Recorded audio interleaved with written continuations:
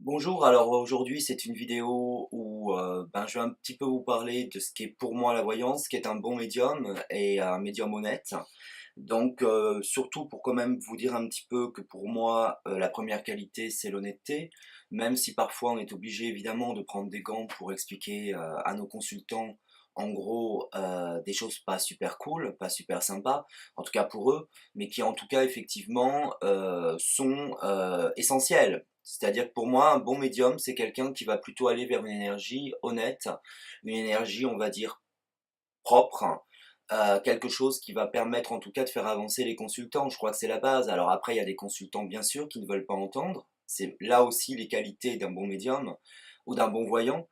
Moi, je dis toujours que la moitié de la voyance, c'est de la voyance. La moitié, c'est le fait d'amener les choses, de coacher le consultant et de l'amener vers une énergie qui va lui permettre en tout cas de comprendre par lui-même les choses. Hein. Faut pas que tout vienne du voyant, faut pas espérer que tout vienne d'un médium, parce que sinon on est toujours dans une situation de passivité.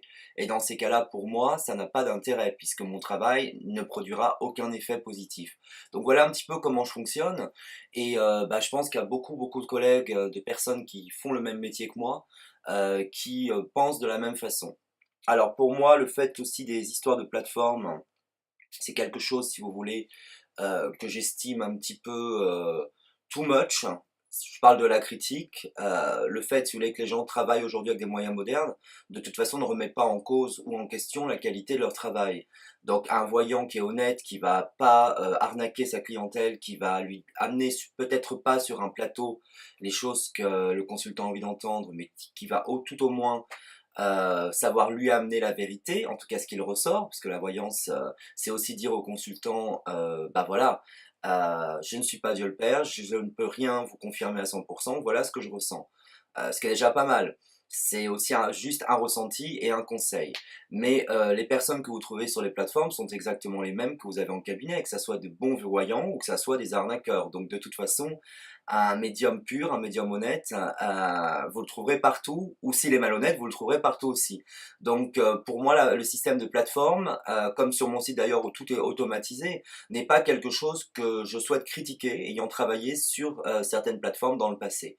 Donc je voulais vraiment mettre ça au clair. On trouve de tout, comme on trouve de tout dans la voyance en cabinet, par téléphone, par chat, c'est pareil. Hein. Donc voilà un petit peu. Donc pour moi, les qualités d'un voyant en résumé, c'est surtout d'être honnête, d'être voyant, on va dire, d'être aussi capable de dire au consultant, je vois pas. Si on voit pas au bout de 3 minutes, de toute façon on le sait, et surtout de savoir amener les choses avec délicatesse, finesse et doigté, qu'elles soient positives, sans qu'on se tombe dans une exaltation du consultant qui est trop content et qui du coup va pas écouter tout le reste de la consulte, ou effectivement quand c'est vraiment pas terrible, hein, qu'on soit capable de dire à la personne voilà, c'est pas terrible, je pense pas que ça soit la bonne direction pour vous, mais voilà un petit peu comment vous pouvez régler ça et essayer de diriger votre vie.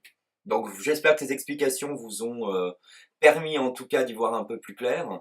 Et puis je vous dis à une autre fois pour une vidéo où effectivement on parlera aussi d'un autre sujet qui concerne bien évidemment mon métier. Je vous dis à très bientôt.